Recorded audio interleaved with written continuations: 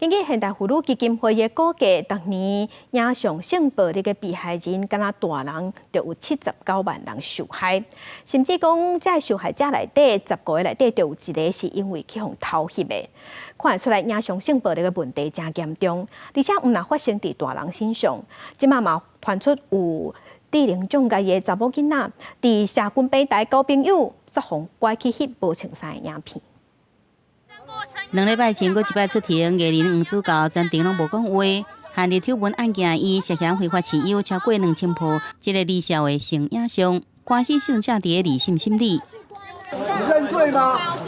专案继续审理中，要外界关心未成年的性私密保护。不过，证表出有当事情的少女互诱骗翕这个性影像。家长会从孩子们的手机上面会看到，就是会有一些就是不雅的照片，因为他很渴望交朋友。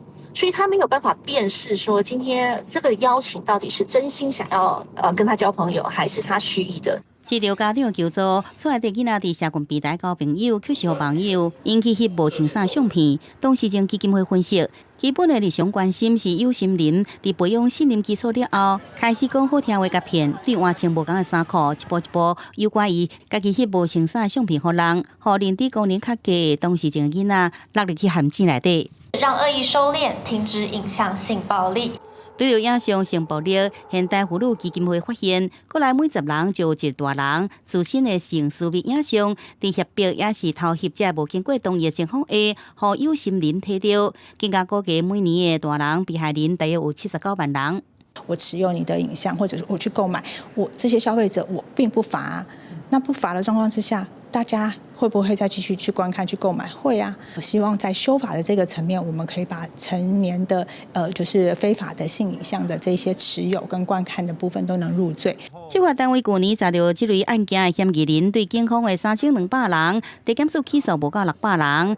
尾啊，有罪定案的，敢若剩187人。妇女团体建议政府成立专职调查人员，制定有效的反偷翕政策。无缘无故持有，也是买大人的非法性影像，也应该立法来处罚。记者综合报道。